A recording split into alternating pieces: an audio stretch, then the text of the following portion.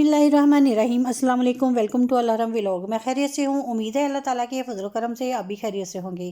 अल्लाह ताला आपको अपने हिफ्ज़ मान में रखे, आमीन सुमा आमीन। आज मैं आपके लिए जो रेसिपी लेके आई हूँ वो है गाजर और हरी मिर्च का अचार। आज मैं बताऊँगी कि कौन कौन सी जो चीज़ें हम मिलाएंगे तो गाजर का जो अचार है वो हम काफ़ी अर्से तक जो है वो महफूज करके रख सकते हैं, और कौन कौन से जो मसाले हैं वो हम यूज़ करेंगे तो गाजर का अचार जो है वो बहुत ही मज़ेदार बनेगा। तो फिर चलिए आइए वीडियो को शुरू करते हैं। बिस्मिल्लाहिर्रहमानिर्रहीम। हमारे पास हैं सब्ज़ मिर्चें, मैंने ली हैं 1 पाव। हाफ़ के जी मैंने ली है गाजरें, जिनको मैंने कटिंग कर लिया है इस तरह का। ये देखें, कटिंग करने के बाद इनको बाद में अच्छे तरीके से धो लिया है। धोने के बाद इनको अच्छे तरीके से जो है वो खुश्क कर लिया है।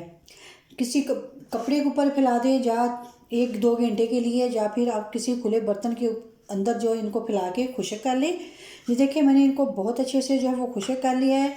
और गाजरों को इस तरह का, ये देखें इस साइज़ का हमने जो है वो कटिंग करना है। तकरीबन 2 इंच का जो पीस है हमने इस तरह का बारीक बारीक सा कटिंग कर लेना है। इसके अंदर जो सख्त पार्ट है, जे वाला जो था सख्त पार्ट होता है इस तरह का, वो मैंने जो है वो निकाल दिया है। बहुत ज़्यादा सख्त पार्ट जो हमने वो नहीं रखना। बिल्कुल जो है गाजरों का जो अगर नरम पार्ट है तो वो रख लें, लेकिन जो सख्त पार्ट है उनको जो है वो निकाल देना है हमने। और इस तरह के जो है वो गाजरों को हमने कटिंग कर। सब्ज़ मिर्चों को भी मैंने अब धो लिया है। धोने के बाद इनको भी अच्छे तरीके से जो है वो खुश्क कर लिया है। खुश्क करने के बाद अब मैं इनको दरमियान में से जो है वो कटिंग करूँगी। ये देखिए मैंने ये मिर्च को इस तरह से लेना है, ऐसे इसको सेंटर में से ऐसे कट लगाते जाना है। ये देखिए इस तरह का हमने सारी मिर्चों को ऐसे ही कट लगाते जाना है। ये देखिए इस तरह के।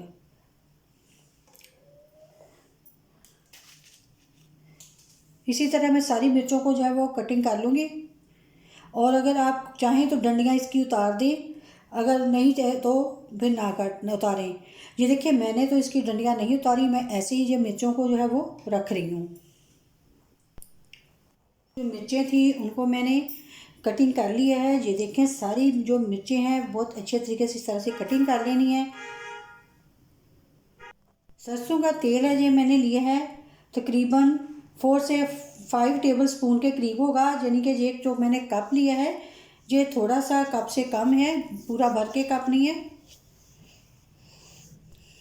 पीसी हुई मैंने लाल मिर्च ली है पाउडर जो है वो हाफ़ टी स्पून।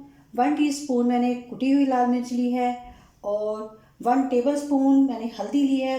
हल्दी हमने ज़्यादा लेनी है क्योंकि अचार के अंदर हल्दी का जो कलर है वो बहुत अच्छा सा आता है।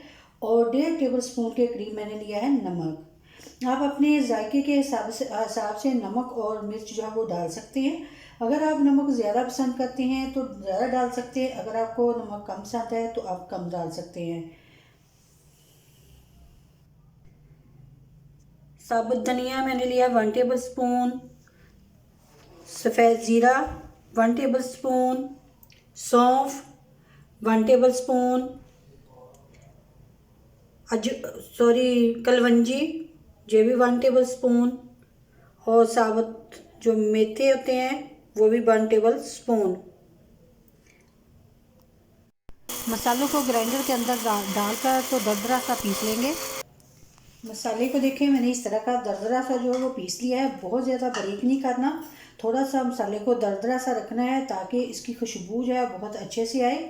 क्योंकि बारीक बहुत ज़्यादा मसाला जो है वो अचार के अंदर अच्छा नहीं लगता।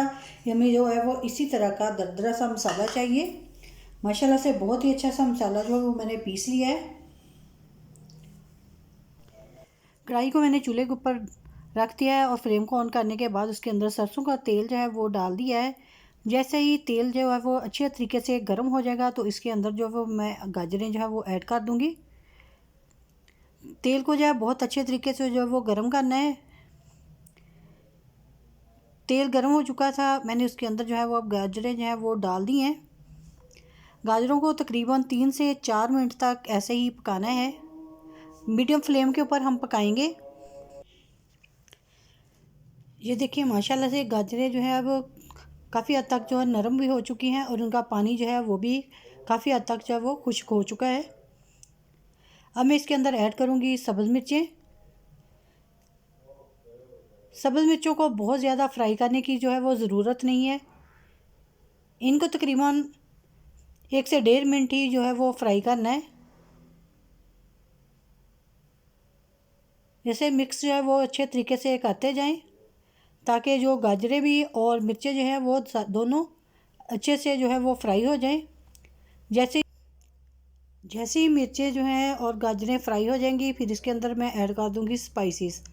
इस तरह का जो अचार होता है जो बहुत ही जल्दी खाने के जो है वो काबिल हो जाता है। हम जल्दी से इसका जो अचार है 1 से 2 दिन के बाद हम खाना शुरू कर सकते हैं, क्योंकि ये इस तरह का जो अचार होता है बहुत जल्दी से रेडी हो जाता है। माशाल्लाह से गाजरें और जो मिर्चें हैं वो फ्राई हो चुकी हैं। अब मैं इनके अंदर ये देखिए ऐड कर रही हूँ मिर्च, हल्दी और नमक। इनको डालने के बाद अच्छे से स्पैचुला की मदद से जो है वो मिक्स कर देना है। माशाल्लाह खुशबू बहुत ही अच्छी सी आ रही है इनकी। अब मैं इसके अंदर ऐड करूँगी बाकी के जो स्पाइसेस थे जिनको मैंने पीसा हुआ था, वो वाले अब स्पाइसेस इसके अंदर ऐड करूँगी। ये देखें, अब मैं इनको क्योंकि बाद में डाले हैं इसलिए कि इनकी खुशबू जो है वो बहुत ही अच्छे से आएगी। अब मैं एंड पे जो है वो लेमन जो है वो उसका रस जो इसके अंदर डालूँगी। जो इसके रस से डालने से ये होगा कि इसका एक तो जायका बहुत अच्छा सा आएगा और दूसरा ये है कि हम इसको काफ़ी अच्छे तक जो है वो जो लेमन का जूस डालेंगे तो उसकी वजह से काफ़ी अच्छे तक महफूज भी करके रख सकते हैं। अगर आपके पास लेमन नहीं है तो सिरका भी डाल सकते हैं। ये तकरीबन 2 से 3 टेबल स्पून के करीब लेमन का जूस होगा। इससे जो अचार है इसका जायका जो है वो बहुत ही अच्छा सा आएगा। इसलिए मैं जो लेमन है इसको अचार के ऊपर ऐसे ही निचोड़ दूँगी। फ्लेम को मैंने बहुत लो कर दिया है अब, क्योंकि अब हमारा अचार जो है वो काफ़ी हद तक जो है वो रेडी हो चुका है। बहुत ही लो फ्लेम के ऊपर अब पड़ा है। ऐसे ही इसको लेमन को निचोड़ने के बाद बहुत अच्छे तरीके से जो है इसको मैं कर दूँगी मिक्स। अच्छे से मिक्स करने के बाद फिर मैं अचार को जो है वो चूल्हे से उतार लूँगी। ये देखिए मैंने जो लेमन था उसका रस वो निकाल दिया है सारा अचार के ऊपर। माशाल्लाह से अचार जो है बहुत ही मज़ेदार, बहुत ही खुशबूदार जो है वो रेडी हो गया है। ये देखिए माशाल्लाह से बहुत ही मज़ेदार सा अचार है। यकीन करिए कि जितना ये देखने में अच्छा लग रहा है उतना ही ये खाने में भी जायकेदार और अच्छा होगा। ये देखिए मैंने इसको ये देखिए डिश आउट कर रही हूँ और अचार की ये माशाल्लाह से लुक देखें और अचार की जो देखें कितनी मज़ेदार सी जो खुशबू भी है आ रही है। बहुत ही मज़ेदार सा जो अचार है वो रेडी हुआ है। अगर आप बहुत ज़्यादा अरसे के लिए जो अचार को है वो डाल रहे हैं और ज़्यादा मकदार में अचार को डाल रहे हैं तो आप सिरका भी डाल सकते हैं। अगर सिरका नहीं आप पसंद करते तो आप अचार को अच्छे तरीके से किसी बोतल में डाल के उसको अच्छे से दबा दें और उसके ऊपर फिर जो सरसों का तेल है वो ऊपर से डाल दें। इतना डालें कि वो किनारों के ऊपर तक आ जाए। इस तरह से जो अगर आप अचार डालेंगे तो यकीन करें कि हमारा अचार साल क्या 2 साल भी रखेंगे तो ख़राब नहीं होगा, क्योंकि सरसों के तेल के अंदर डिप करने से अचार के ऊपर जो है वो फफूंदी वगैरह जो है वो बिल्कुल भी नहीं आएगी और अचार जो है हमारा काफ़ी अच्छे तक जो है वो महफूज रहेगा। माशाल्लाह से देखें अचार जो है बहुत ही अच्छा सा जो है वो रेडी हो गया। जैसे ही अचार जो है वो ठंडा हो जाएगा फिर हम बोतल के अंदर जो है इसको भरेंगे। जब ये बोतल में भरने के बाद तकरीबन 1-2 दिन के बाद बोतल से जो अचार है उसको किसी बर्तन में, खुले बर्तन के अंदर निकाल लें और दोबारा से एक दफ़ा मसाले को जो है वो मिक्स कर लें। मिक्स करने के बाद बोतल के अंदर हम दोबारा से फिर जो है वो अचार को डाल देंगे। ये देखिए अभी तो मैं इसको ऐसे ही जब ठंडा हो गया डाल रही हूँ। अगर आप ऐसे नहीं अभी डाल रहे, फ़ौरन नहीं डाल रहे तो 1 दिन के बाद डालेंगे तो इसको अच्छे से मिक्स कर लें। मिक्स करने के बाद फिर इसको अच्छे से डालने के बाद इसके ऊपर फिर तेल डाल दें। बार बार फिर इसको जो है मसाला जो है वो मिक्स करने की ज़रूरत नहीं है। इस तरह से माशाल्लाह से जो अचार है वो बहुत ही देर तक अच्छा सा रहेगा और ख़राब भी नहीं होगा। तो इसके साथ ही आपको अगर मेरी आज की वीडियो जो पसंद आई तो प्लीज़ लाइक और शेयर ज़रूर कीजिएगा अपने फैमिली मेम्बर के साथ और फ्रेंड्स के साथ। और इसके साथ ही मुझे दीजिएगा इजाज़त। अपनी दुआ में याद रखिएगा। अल्लाह हाफिज़।